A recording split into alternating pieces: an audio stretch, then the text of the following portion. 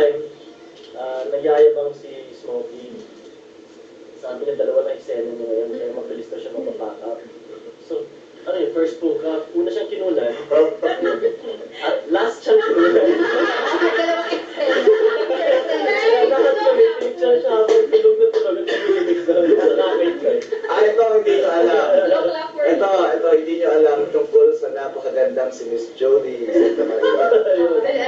May confirmation. Si Jody, ang isang tao na hindi lalagpas ang isang araw ng trabaho, na hindi nadadapa, na aksidente, nalilison, mga self-inflicted injuries. Ako yun eh. Ito rin, si Jody talaga yung ano. Nasasali sa eksena mismo. Si Jody yung talagang, hindi niya sinasadya, hindi naman siguro siya pagod, siguro ano lang talaga. Hindi,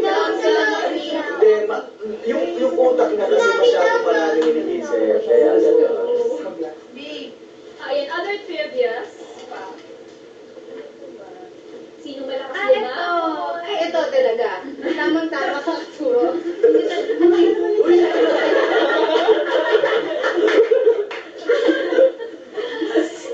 Smokey, bukod na malakas kumain, malakas mang libre. Sa promise, laging pa-amber, pa-barbecue, lahat.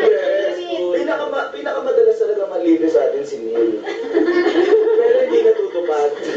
Pinapasa niya sa ibang tao, sabi niya, nilibre ko kayo. Tapos, pare ka muna pumarang ba?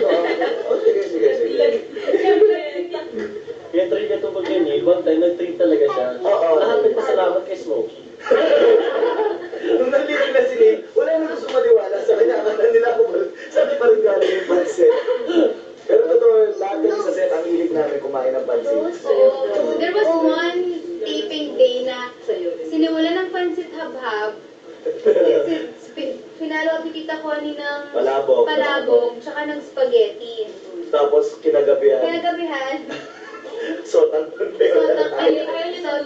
Sabi na, carbo load. Parang kahapon naman sa set, si Tito, actually every week,